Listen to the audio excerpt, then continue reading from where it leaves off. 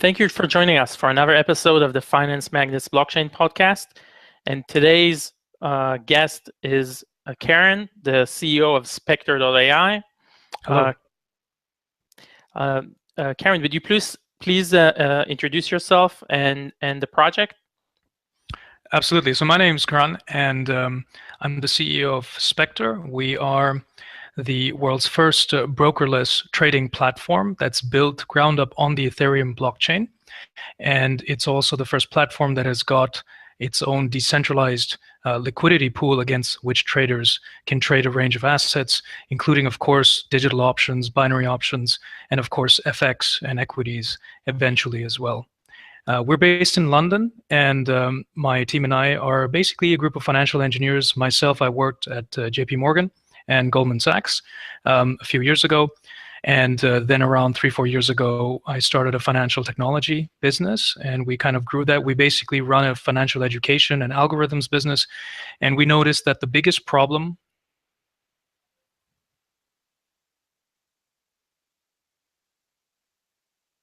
that's driven mainly by brokers. And we'll get more into that. But so basically what we're doing with our technology is we're completely removing the broker out of the equation and allowing traders to trade directly against the markets. I see. So can you explain?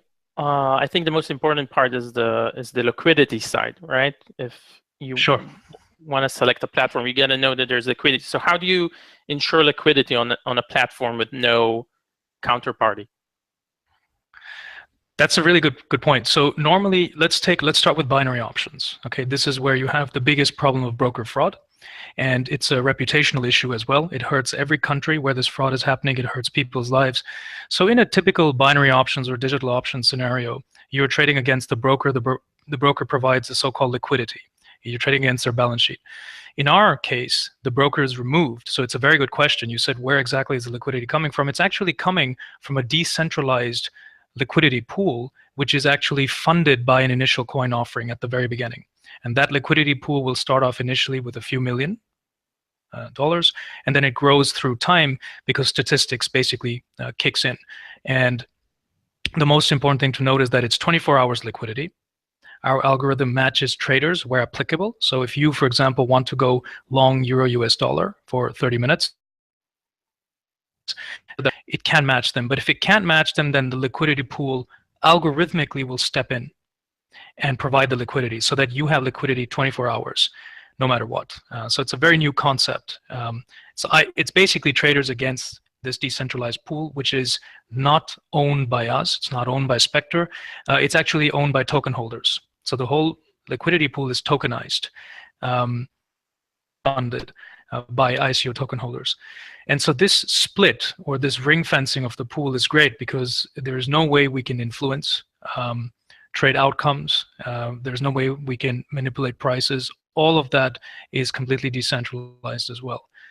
So the liquidity is there. So market that we're going to be tackling is, of course, the low-hanging fruit. It's the market which has the biggest problem. It's digital options. And we've basically recreated that, and we've created a much more smarter version, which is built on the Ethereum blockchain. So it's called a smart option, and it allows traders to trade a range of assets, earning whatever 75 to 80% payout when they win. And they're trading that against the liquidity pool. We're also going to be introducing CFDs, okay, contract for differences, on a range of currencies, cryptocurrencies, and equities, which again will compete head-on then with B-book FX brokerages against clients, right? Just to be completely clear, the problem is we're not trying to get rid of every single broker. There are good brokerages out there that are heavily regulated. They are simple market makers, or they are channeling your trades to the wider FX market. This is known as the A-book brokerages. You have, for example, Oanda in America, which is a really big one. That's not the bit that we want to disrupt because there isn't really a big problem there. The problem, there are around 4 million retail traders in FX alone and around 500,000 in binary options. These traders are suffering, around 80% of them are suffering from the so-called B-book model, where they have to trade directly against the broker's balance sheet. They don't know how big the balance sheet is. They don't know if the broker has any money. Sometimes the brokers will spend the money the moment the client, their operating account. They will manipulate prices. They will trade on behalf of the client with auto traders and signal services and a range of other tactics. So what we're basically doing is, look, broker, you're gone. We don't want your liquidity. The liquidity is already provided by the initial coin offering, and now traders will just interface with that. As the liquidity pool grows in stage 2 and stage 3, once it hits a certain target, let's say 50 to 100 million, then we can start to also allow significant trade sizes, institutional trade sizes. And one very important thing to note is that with foreign exchange today, leaving binary options aside, with foreign exchange, all the transactions, the settlement is actually happening decentralized in a very wide market. It's around 4 to 5 trillion a day. It's a huge market, of which 300 billion is retail traders. None of those transactions are happening on any blockchain at the moment. But if you look at Morgan Stanley last year, they debuted the first spot transaction, which happened on their private blockchain. So that was very good. That's good to see that a lot of these brokerages are thinking forward, but we're not there yet. In the meantime, the problem of financial fraud is growing, and CFDs in binary options, and that's something we can hit immediately from day one. I see. So yeah, because so I was actually about to ask, because we saw, for example, during the SNB crisis, that a lot of brokers either went bankrupt or couldn't pay their debts because there was such a huge market movement. So how would a system with limited liquidity handle that? But from what I understand, you're planning on starting with binary options, right, or limited size FX, and then grow. Absolutely. So the first biggest problem right now, it's a $3 billion problem a year. If you remember, at its peak, the binary options or digital options market was $3 billion. And now it's contracted substantially because of all the broker fraud and the lack of trust. It's a very addictive form of trading. It's a fun form of trading. And it gets a bad name because of, obviously, the brokers conducting that fraud. You're absolutely right. The low-hanging fruit, we can tackle that immediately. What makes SPECTRE very interesting is that in the cryptocurrency world, people are today investing in Ethereum and Waves and all types of different cryptocurrencies and ICOs, hoping that over the next few months to a year, their investment will at least double or triple, right? Mm-hmm. But they have to wait all those months. On the SPECTRE platform, we debuted the platform last week, our minimum viable product that's already working and go inside. It's not integrated to testnet yet. That'll happen shortly. But the most important thing is that they can make those returns in 5 minutes, in 10 minutes, right? And 20 minutes, because that's the way digital options actually work. The second bit is you're right, we're introducing a new asset to the industry that's never existed. It's called a zero leverage CFD. And it will allow people to synthetically trade the FX market without actually transacting with actually buying and selling real spot. So it'll be a synthetic CFD backed by our decentralized liquidity pool. But in short, in summary, what it does is, if there are FX traders out there that say, look, I'm not interested in digital options, I don't want to either win 75% or lose, that's okay. They can get paid per pip, right? So if they make 10 pips, they decide how much dollars per pip they want to earn, or cryptocurrency per pip, and the system then adjusts and calibrates that trade and allows them to take it, right? With stop losses and take profits in place. So we're going to be basically engineering a synthetic environment for FX as well. And this will last for a few years. And this is huge because it allows FX traders to come over and trade. Yes, you're right. At first, the liquidity pool will just be a few million big. Once it grows to a significant level, then we can start to also allow much larger trades as well. But the digital options industry is something we can disrupt immediately with this technology. I see. That's very interesting. So, by the way, so where do you, the platform and the ICO holders, where do they get their investment from? Their dividends, if it's, if it's between two users. Yeah, great question. So the thing to note is that it's a conditional liquidity algorithm. We won't get too much into depth, but very on the very sort of summary level, when a trader loses a trade, right, or wins a trade, that's kind of almost irrelevant for the system. The moment they take a trade, the liquidity pool is charged a 2% fee. 2% fee of the trade volume. So for example, you, Avi, if you took a $100 trade, $2, whether you win or not, will go directly to the token holders. It's paid out as a participatory dividend, if you want to call that. Mm-hmm. Okay, it's a participation. The 2% technology fee goes to SPECTRE. Okay, and that's how the model basically works out.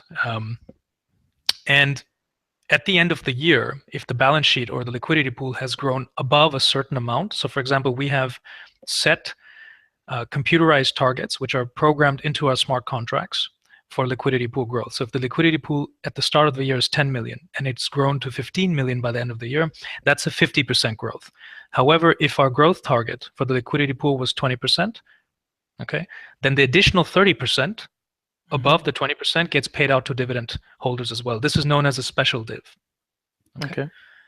So we're paying two dividend streams: a normal dividend, which is on trade volumes every day, and by the way, the frequency of dividends is every month for the volumes, and then end of year you have a special div. In terms of when the transaction is matching two traders, it still takes a small fee. So if, for example, Avi, you say Euro US dollar will be higher or Ethereum will be higher over the next 60 minutes, as opposed to now, you enter the trade, you take a $100 trade or Ethereum equivalent, we can pay up to 91% payout if you're right. And our cut, the 2% and the 2% to token holders, is still taken because we're simply matching your trade either with the pool or we're matching your trade with another trader who took the opposite side of your trade. And from their losses, you are paid effectively. It's very similar to the Nadex model. Mm-hmm. You may have heard of that. Only that Nadex is completely centralized. You're still depositing money with them. We're completely decentralized. We're on the grid, so to put it. Mm-hmm. But it's interesting you're comparing to Nadex because there we saw, they're not reaching any type of volumes that you see the B-book binary options brokers getting. So that's a big. Yeah, sorry to interject. You're 100% right. And the problem with Nadex is, and with all due respect to Nadex, is liquidity. You nailed the pin on the head. The issue there is that they have trouble matching traders, and traders are not matched at instant prices. So it's from the perspective of a trader, it doesn't work out that well when you're right. When I can just go to a typical binary option broker and enter any trade anytime I want. Right? This is why the decentralized autonomous liquidity pool is important. The presence of this liquidity pool always is a backstop. It's always there. I see. Do you see what I mean? Mm-hmm. But you'd also need to reach some type of number of account milestones or active users in order to. Oh no, that's the beauty. That's the beauty. SPECTRE scales up all the way up to millions of users. And as little as one. So after the ICO, if we have one trader on there, let's say it's you, it's Avi, you can trade against a liquidity pool. You will have 5 to 10 million to trade against, right? So it's you versus the pool. If there was no other traders, yes. If there was Avi, if there was Karan, if there was my whole team, if there were other thousands of traders, then the conditional liquidity algorithm would attempt to match where possible. But when it can't, immediately the pool backs up, and that's important. The pool is always there. This is it's a huge departure from the current model. That it's either the Nadex model, where it's trader versus trader, and they say they have market makers, but in actuality, it's they're trying to match traders versus traders, and that works good in principle, but in reality, you're right. You need to have millions of traders to actually make it a proper exchange with good liquidity. In the B-book model, it's you versus the broker. They'll always give you the liquidity, but you could get completely screwed if they plan to take your money or whatever. So what we're doing is we are hybrid. And the difference with us is that this is a very important thing is we're the first trading platform in the world that you don't deposit any money at. This is so important. We don't have deposits. The whole concept of deposits is out the window now. Traders can trade from their Ethereum wallets or cryptocurrency wallets directly. They can interface with SPECTRE. There is a small sacrifice there in the sense of there's a few limitations in terms of the type of trades they can take. But if you want to experience the full-blown, the gamut of all types of trades that SPECTRE allows, 5 minute, 6 minute, 10 minute, variable expiry, leverage, etc., then you would send funds to what is known as a decentralized private escrow, which again, we don't have any control over. It's controlled by a computerized smart contract, which sits on the Ethereum blockchain. And this is important because again, there's no way that we can access the traders' funds. Never. This is so important, right? very important also to note is that we can't access the liquidity pool. There's no way we can access. The only way we get paid is if a trader trades. Okay, whether they win or lose is irrelevant. Well, another thing that you know, the B-bookers have going for them is the issue of speed, right? So I'm thinking, if you're going, I mean, so what I'm asking is, do you explain about the platform? Yes. Is because for example, if I'm looking at ICOs right now, yes, on Ethereum, there could be very great delays, right? So how fast is the you know, the smart contract, the SPECTRE system? Fantastic question.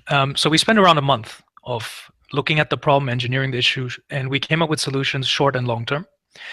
In the short run, you're 100% right. This kind of ICO bubble will continue, and every few days you'll have this congestion in the system, right? And we're using the public Ethereum blockchain to showcase to the market, hey, we are transparent. This is very important for the first and second year. Long term, we may choose to migrate off of the blockchain as long as we have shown to the market that the model has worked and that we're very transparent, and then we can almost deserve to say, okay, we're moving off to our private blockchain. But until then, there's no need. Here's the good thing. In SPECTRE right now, and when you also integrate to testnet, you can enter a trade immediately. The transaction is recognized immediately by the system. Okay, so the fact that you have funds in your account, whether it's offsite or on the private escrow onsite, the system can recognize that. It can allow you to take the trade, and also when the trade expires, it tells you if you have won or not instantly. So it's within milliseconds. Entry is under a second, and exit is processed under a second. What happens is, next to the actual trade entry in your order book on the platform, there's a loading wheel that appears. And when you click on it, it gives you information on where the transaction is on the blocks, in terms of which blocks it's on the Ethereum blockchain. Do you see what I mean? So it may say that, Avi, you have won this trade, and estimated time of funds being credited to your account from the liquidity pool is 5 minutes. Why 5 minutes? Because there's congestion on the blockchain. If it's no ICO, then it's 10 seconds, 20 seconds, right? But there's a loading wheel. So basically it tells you that, hey, you've won or you've lost, and the transaction will be processed in a few minutes or whatever. So that's the best way to do it now, in our opinion. And then longer term, you know, a few years down the line, once people understand SPECTRE and then they've seen, okay, this works and they're a credible brand, then I'm sure not only us, but many projects that are high frequency transactions like ours will probably migrate off the grid to their own blockchains that are based on Ethereum.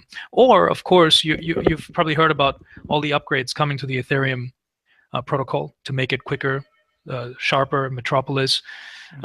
So if the protocol becomes more scalable and quicker, then there's no need for us to migrate. I see. That's that's very interesting on the technological side. And I wanted to ask, you know, you're London-based, and you know, one of your goals is to you know, bring credibility to a world where, you know, there's a lot of scammers and fraud going on. So what about regulations, and where do you plan to have a license and stuff like that? Excellent question. So this is something that's of course been in our minds for months, even before the actual blockchain engineering began. Two things. It's a financial fraud is hurting financial engineering hubs, their reputation.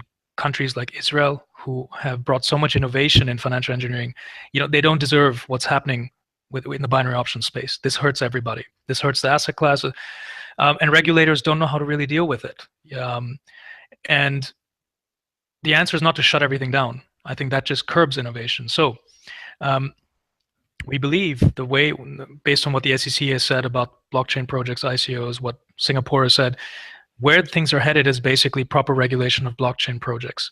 After that, they will look at financial trading platforms on blockchain projects, right? They have much more things to they have bigger fish to fry at first, and then they move on to financial trading platforms. This will take 3 years, we believe, in our view, 3 to 4 years. However, we don't want to wait for 3 to 4 years and say, hey, look, let's just do SPECTRE later. We can tackle this problem now. And in the meantime, while the big regulators make up their minds, we will offshore the project. So we are currently We've teamed up with a very experienced law firm that is going to be helping us set up shop in an offshore jurisdiction. It's not like Belize or anything. It's most probably going to be Caymans. That's based on what the internal white paper has proven. That's the best jurisdiction for this. And immediately after the ICO, we will then start discussions with the FCA and the SEC. And however long they take, that's not a problem. We want to do this properly and then re-onshore the business back to London, if that makes sense. We want to be an FCA regulated broker in the long run, for sure. A technology company, financial trading platform, whatever you want to call it. But I also want to make another point on this. I want to talk about Project BARAC, B-A-R-A-C. This is blockchain-based algorithmic regulation. It's a project that is funded by IBM, by BT. Don't quote me on IBM, definitely BT, the UCL, London School of Economics, even SciSec has funded it. It's a huge project, really interesting.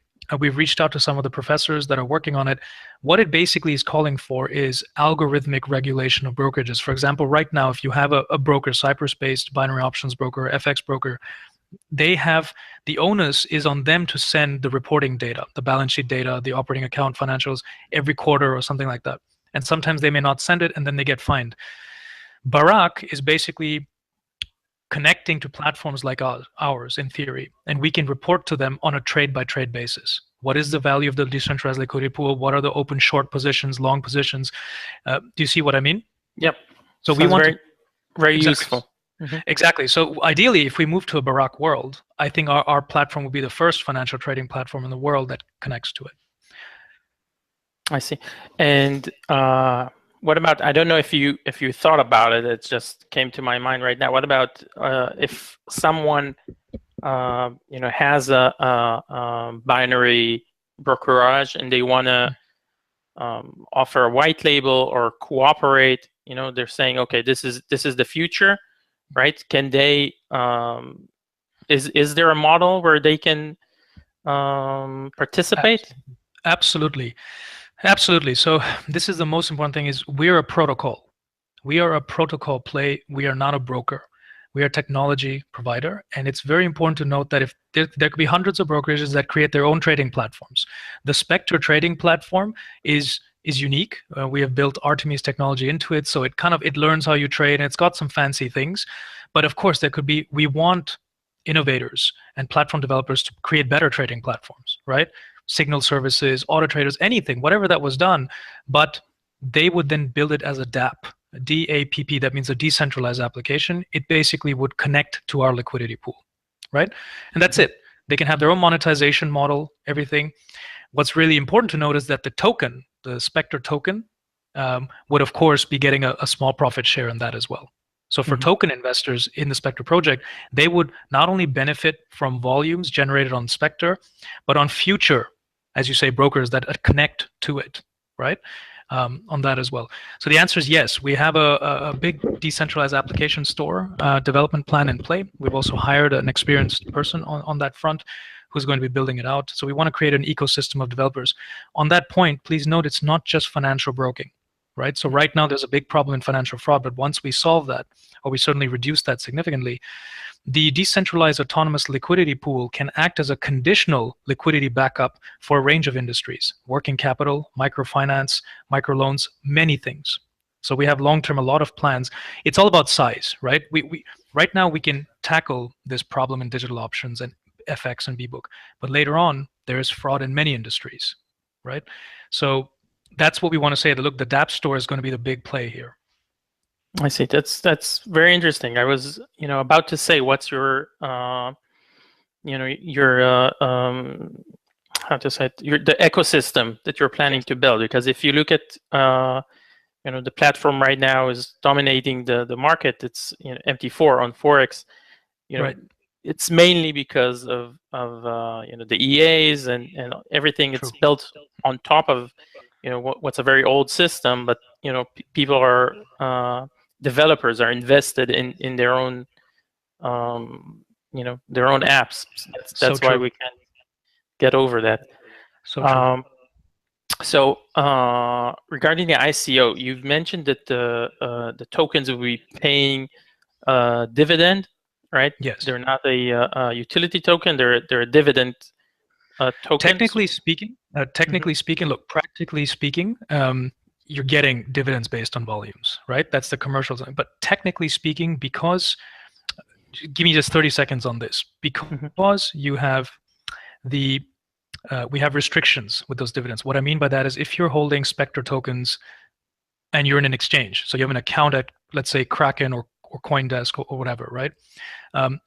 You won't receive the dividends. You have to hold them in a non-exchange based wallet, if that makes sense, right? And because we have that restrictions in play, as per our legal counsel, they don't strictly classify as securities, believe it or not. They would fall still under utility. Another thing to note is that the token holders get some in-platform advantages as well that we're currently working on, such as higher payouts when you win and things like that. But in commercial sense, yes, you're absolutely right. Effectively, it is a dividend. You know, you're generating profits from volumes, and we're paying back token holders a significant amount. Yeah, no, because I was about to ask what markets are you open to for the ICO? Meaning, can Americans take part in the SPECTRE ICO? Unfortunately not. The official stance from our company and as per legal counsel is right now the US market is shut for that. I think the SEC has to open up its stance, sit down and have a reasonable discussion with companies like ours that are looking to get rid of financial brokers or financial fraud at least. But as long as the stance is very frigid at the moment, which it is, where people are saying, oh, it's a security, be careful, the token sale is closed. For SPECTRE to US investors at the moment. I see. That's always the number one question that that I get. Yeah. So I see. So, and what about China? Did you have any thoughts about the recent? I mean, I know it's very recent, but is there any precaution, like anything that you're preparing to do because of that? We have no problem with China at the moment. Again, as per legal counsel, our pre-sale is at the end of October, 27th of October. So we have a good month and a bit. By then, of course, the legal opinion may have changed, but at this moment, the restriction is with the US. And of course, we are keeping a tight watch on the situation in China. We believe it's transitory. Whatever's happening there is important for the long-term development or the stability of the system there, but we're not too concerned about the impact China will have on the kind of global cryptocurrency markets. Certainly in terms of decentralized solutions like ours that address pain points, points of failure in systems, we're not too worried about that. I see. And where do you think most of the investors will come from? Is Europe? That's the main target? I think we see definitely Europe, Middle East as well. We have had a lot of interest from Russia. At the moment, we've had a lot of interest also from South Korea. And at this very early stage, we haven't actually started marketing. It actually begins today. So you're officially the first person to kind of break the story, so to put it, that we're getting rid of financial fraud. But you're 100% right to ask that. So it's predominantly that region: Europe, Middle East, and then down all the way to the Far East. South Korea being a big one, and Russia so far having shown the biggest. We've also had some interest from London venture capitalists, so we're meeting them to discuss the pre-sale. Yeah, well, Russia is a huge player on the forex market, both with platform design and the number of traders, and so I'm not surprised they're a big player. Yeah, definitely. So, what can you tell us about the ICO? When does it start, and what details people need to know if they want to participate? Sure. So the ICO begins on the 27th of October, and that is the so-called pre-sale, where we are offering a 33% bonus, which is effectively a 25% discount, whichever way you want to look at it. That will run for 10 days. And around the 7th or 8th of November is when it ends, and then there's a cool-off period for about 1.5 to 2 weeks, and then it begins again in the second, third week of November and runs until the 10th of December, where there is no discount at the moment to the sale. We are looking to issue around 240 million tokens, of which 50% will be actually for the token sale and 50% will be held by the team. The split of how that splits out between management and bounties and all of that is available on our website. Mm-hmm. And how much is that in USD terms? Of course. Mm-hmm. Sure. Sorry. So we are looking at a maximum capitalization, maximum cap of around 30 million. Mm-hmm. 30. It's a small figure for a financial brokerage. We see that, but at this moment, for the first 3 to 4 years, that is what we need to disrupt certainly digital options and the CFD book side of FX to a significant degree. And then thereafter, that's why we're also reserving 50%. We may access the markets again or do strategic acquisitions with our tokens or whatever it is. But 30 roughly 30 is the max cap. For the pre-sale, the max cap is 10 million. Mm-hmm. I see. No, that's actually good figures in terms of like the balance between having enough liquidity and not over diluting or taking too much from the ICO investors that people tend to complain right now with all these massive it's hundreds crazy. of millions. The thing is, we would not know what to do with the type of money some of the ICOs are raising. What do you do with $100 million when you don't even have a viable MVP, right? We have an MVP. We have a large trading community already that we've built over the years. We have a go-to-market strategy, and all of that is kind of lined up. And still, we don't need more than 30 million, right? So you're 100% right. Some of these raises with 100, 200 million. I just hope they put the capital to good use. Definitely. Okay, so can you tell me about the name? How did you came up with the name? Because yeah, sure. That's a really good question. So we basically what exactly the platform is. It's speculative, which means that traders come there, they take speculative trades up or down, or long short. It's tokenized in the sense that the liquidity pool is funded by ICO token holders, which then receive tokens that pay dividends. So it's speculative, it's tokenized, it's trading, right? It's nothing else. And then it's an exchange because we also match traders with the pool or traders amongst each other. So it's a speculative, tokenized trading exchange. And if you short that, if you kind of get rid of it, you get an acronym and that becomes SPECTRE. We are very different to SPECTRE Coin, which is a cryptocurrency which competes with Bitcoin. Similar name, but we're not them. So we're SPECTRE, the trading platform. You can call us SPECTRE AI. No, it makes more sense to say SPECTRE AI on my side, because otherwise, like, are you gonna challenge James Bond to trade off or something? No, secretly he's kind of he's our secret CEO. Daniel Craig. No, I'm just kidding. It was a name which we spent quite a bit of time on. This week we've applied for the trademark as well in the specific trademark category for us. After the ICO, we have some offshoot technologies that we part of SPECTRE, and we have some decent names for those as well. I see. Okay, so I see we've already crossed the 30 minutes mark. Sure. I don't want to keep you too long. So what else do you think we need to share with our audience that they want to know about SPECTRE AI? You know what? Not much. I mean, all I would say is for people watching this, come over, try the MVP out, join us in our Telegram channel, email us, or go to the Finance Magnates section where our coverage will be.